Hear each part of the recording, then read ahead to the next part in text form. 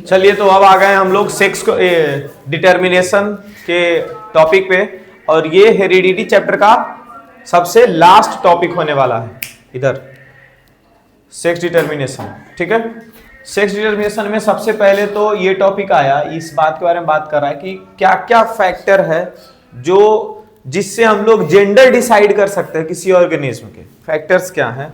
तो हम लोगों को इस चैप्टर में, इस टॉपिक में एक्चुअली ह्यूमंस के बारे में पढ़ना है। ठीक है, लेकिन थोड़ा सा इसके बारे में बात किए हैं बस। नॉन जेनेटिकली मतलब जो मतलब कि मेल पेरेंट और फीमेल पेरेंट जो होता है उस पे डिपेंड नहीं कर रहा है। मेल पेरेंट और फीमेल पेरेंट पे ऑफ स्प्रिंग का जेंडर अगर डिसाइड नहीं हो रहा है, ठीक है, तो वैसे चीजों को हम लोग नॉन जेनेटिकली बोलने वाले हैं। जैसे कि कोई ऑर्गेनिज्म होता है जिसको अंडा आ गया उसके पास, ठीक है, और एक स्पेसिफिक टेम्परेचर है कि इससे ज्यादा अगर जो टेम्परेचर चला गया तो फीमेल के अंदर कन्वर्ट हो जाएगा वो अंडा से जो ऑफ स्प्रिंग बाहर आएगा वो फीमेल ऑफ स्प्रिंग हो जाएगा। और अगर जो उस स्पेसिफिक टेम्परेचर से अगर जो नीचे रह गया तो वो मेल ये क्या बोलते हैं ऑफ स्प्रिंग हो जाएगा। समझ गए। अब स्नेल्स के बारे में जैसे कि यहाँ पर लिखा हुआ है कि इंडिविजुअल्स कैन चेंज सेक्स, इसका क्या मतलब है, सामने को अगर फीमेल देख लिया अपने आप को मेल समझ करके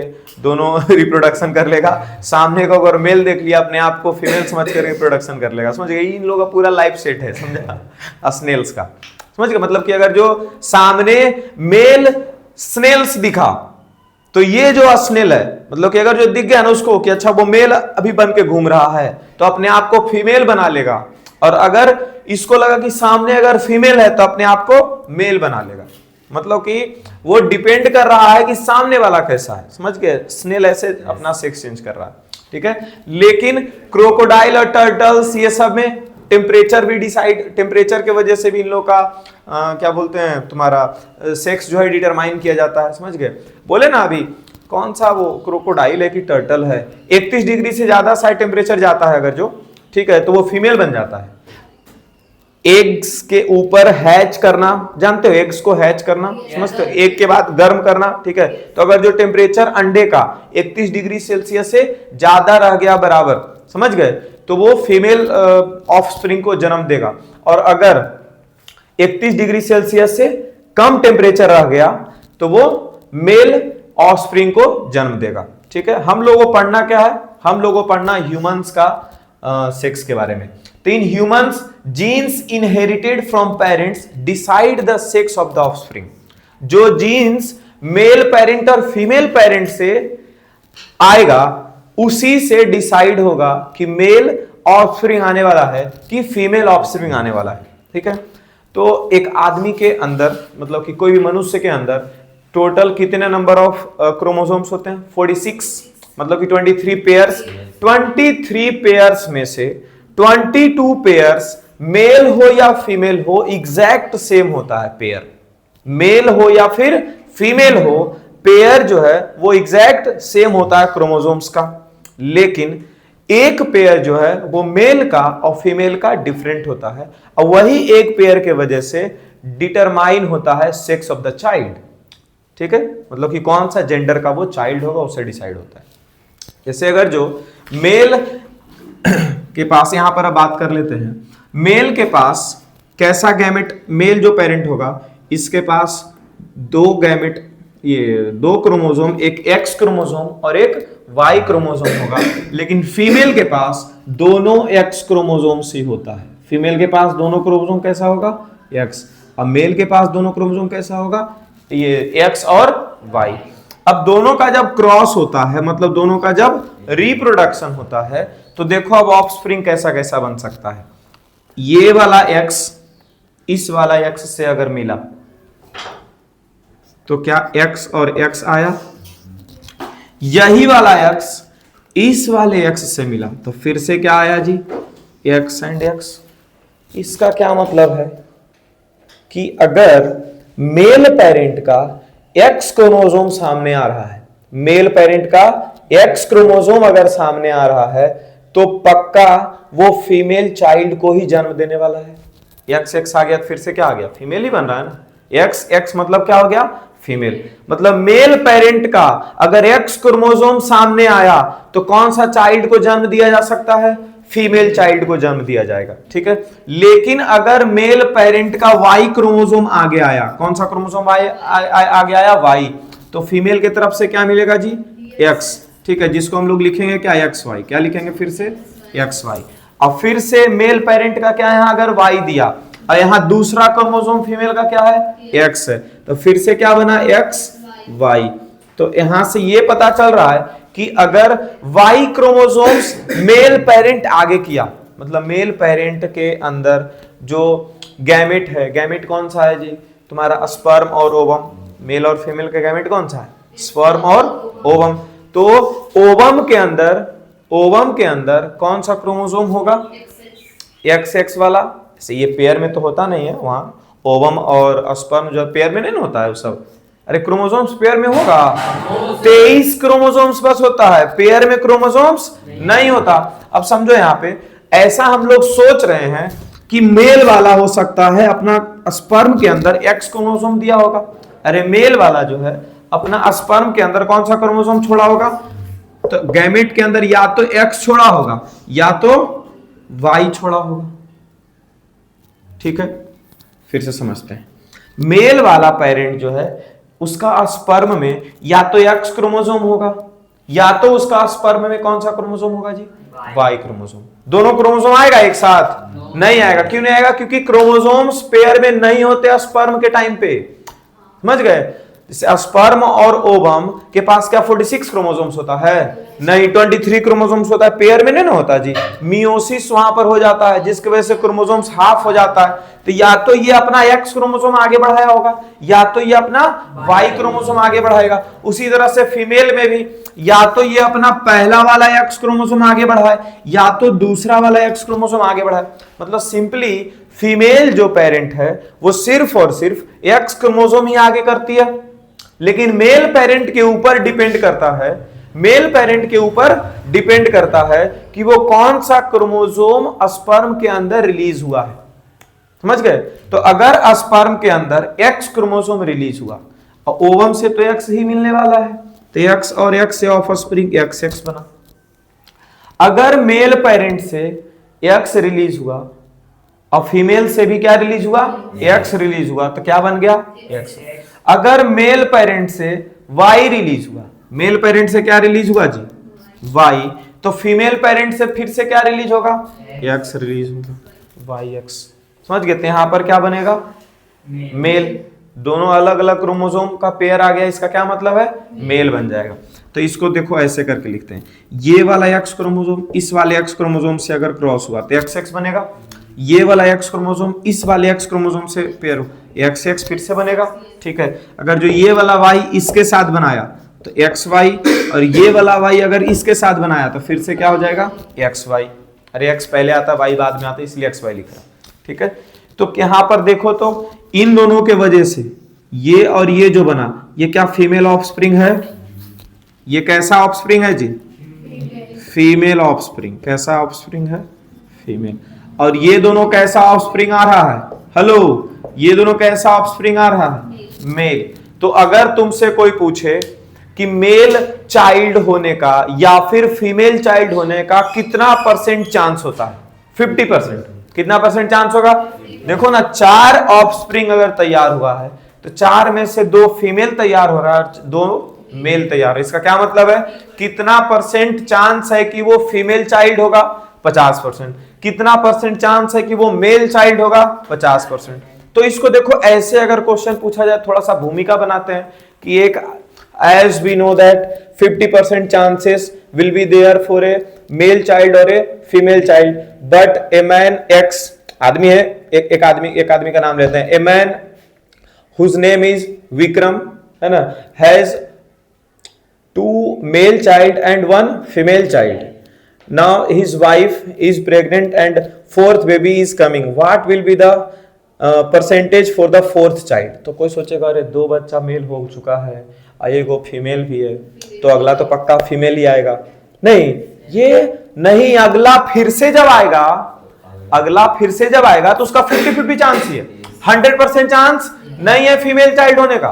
समझ गए? अगर जो 2 मेल चाइल्ड हो चुका है और एक फीमेल चाइल्ड है तो 3 चाइल्ड हुआ वाला छोड़ दो, फिर से जब अगला टाइम रिप्रोडक्शन का आ रहा है, ठीक है, तो उस टाइम फिर से 50% चांस ये मेल का और 50% चांस है फीमेल का। हम लोग 100% नहीं कह सकते कि अगला बच्चा मेल होगा या अगला बच्चा फीमेल ही होगा।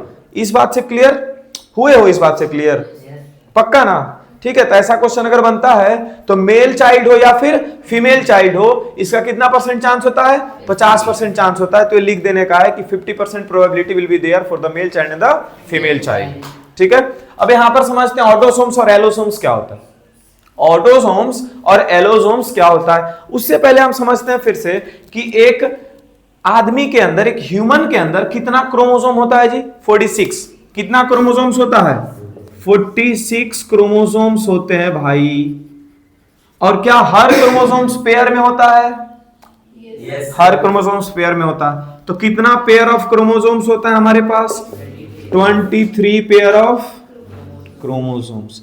इसमें से 22 पेयर ऑफ क्रोमोसोम्स जो हैं वो मेल और फीमेल दोनों में सेम होता है, लेकिन एक पेयर क्रोमोसोम जो है मेल और फीमेल में डिफरेंट डिफरेंट होता है। ठीक है, 22 पेयर सेम सेम, 22 पेयर क्या लिखेंगे? Same same in male and female. ठीक है, और इसी 22 पेयर को हम लोग ऑटोसोम्स बोलते हैं। इसी 22 पेयर को क्या बोलते हैं जी? ऑटोसोम्स बोलते हैं। और ये 1 पेयर ऑफ क्रोमोसोम जो है, हेलो, ये 1 पेयर जो क्रोमोसोम है वो दोनों में डिफरेंट डिफरेंट होता है। या तो दो एक्स क्रोमोसोम्स होगा मेल में, ये फीमेल में। ठीक है, अब मेल में कैसा हो जाएगा जी? X and Y chromosomes. तो इसी चीज को हम लोग एलोसोम्स बोलते हैं। इसी चीज को हम लोग क्या बोलते हैं? इसी चीज को और भी बोला जाता है सेक्स क्रोमोसोम्स। सेक्स क्रोमोसोम्स क्यों बोला जाता है इसको? क्रोमोसोम्स, क्योंकि इसी के वजह से जेंडर डिसाइड हो रहा है, इसी की वजह से sex of a child will be decided. ठीक है, अब पढ़ते हैं ऑटोसोम्स और एलोसोम्स के बीच का डिफरेंस। ठीक है, तो इसी से हम लोग को समझ में आ रहा है ऑटोसोम्स और एलोसोम्स क्या है। ऑटोसोम्स जो मेल और फीमेल दोनों में बराबर बराबर तरह के क्रोमोसोम्स हैं। ठीक है, मतलब 22 पेयर्स ऑफ क्रोमोसोम। इसी चीज को 3 पॉइंट में लिखा गया, समझ गए? पहला, chromosomes not really involve in determining sex. क्या एलोसोम्स ऑटोसोम्स के वजह से जेंडर डिसाइड होगा, सेक्स डिसाइड होगा किसी चाइल्ड का? नहीं होगा, क्योंकि 22 पेयर जो है दोनों में सेम है, मेल हो या फिर फीमेल हो, तो इससे हम लोग डिसाइड नहीं करते हैं। ठीक है, तो डिसाइड किससे करते हैं भाई? तो सेक्स क्रोमोसोम से। और सेक्स क्रोमोसोम्स को हम लोग क्या बोलते हैं? ऑटोसोम्स। तो इसीलिए इधर देखते हैं chromosomes, allosomes. Chromosomes that have a part in defining a person gender. एक आदमी का, एक पर्सन का जेंडर डिसाइड करने में जो क्रोमोसोम हमारा मदद करता है, जो क्रोमोसोम इन्वॉल्व होता है, उसी क्रोमोसोम को क्या बोलते हैं? एलोसोम्स बोलते हैं। अगला, mails and females have same traits.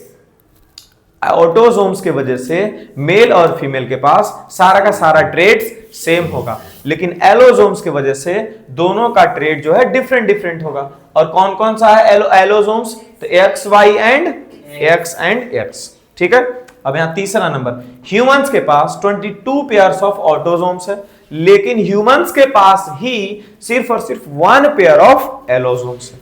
ठीक है, एक ही चीज को 3 पॉइंट में देखो कैसे लिखते हैं, समझ में आया है? यहां पर क्या किया गया था? मेल और फीमेल के बीच में, ह्यूमंस का मेल और फीमेल के बीच में क्या क्रॉस करवाया गया था, रिप्रोडक्शन करवाया गया था, जिससे हम लोग को यह पता चला कि 50% प्रोबेबिलिटी है मेल चाइल्ड का और 50% प्रोबेबिलिटी है फीमेल चाइल्ड का। और इसी टॉपिक से ज्यादातर सेक्स डिटर्मिनेशन वाला टॉपिक से ही ज्यादातर हम लोग का क्वेश्चन बनते आ रहा है। ठीक है, मेंडल्स वाला से भी क्वेश्चन बनता है। ठीक है, मेंडल्स वाला जो है उससे भी क्वेश्चन बनता है, केस स्टडी वाला, और इससे भी केस स्टडी वाला क्वेश्चन बनता है। क्लियर है? तो लास्ट का जो ये 3 टॉपिक हो गया, ये काफी इंपॉर्टेंट था। कौन कौन सा? मोनो हाइब्रिड, डाई हाइब्रिड और ये सेक्स डिटर्मिनेशन। क्लियर है? उसके पहले का जो 2 टॉपिक था वो हम लोग को समझना इंपॉर्टेंट है, ताकि हम लोग इन बातों को समझ सके। क्लियर हो गया? यहां पर होता है लेक्चर खत्म, लेकिन हम एक चीज और देख लेते हैं कि कहीं छोटा उटा कुछ नहीं है।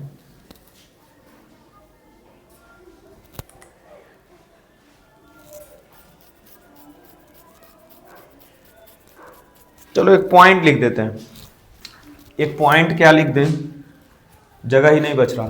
चलो लिख लो, बोल देते हैं कि sex of a child is determined by the chromosomes inherited from the father. ये इंपॉर्टेंट पॉइंट करके लिखो, ये असर्शन डिवीजन में क्वेश्चन आया हुआ था।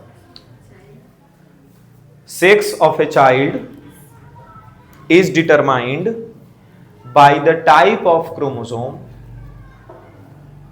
Sex of a child is determined by the type of chromosomes inherited from the father. Inherited from the father, ये चीज लिख दिए, यहीं पर बता दिए थे, ठीक है, ये जब क्रॉस करवाए तभी।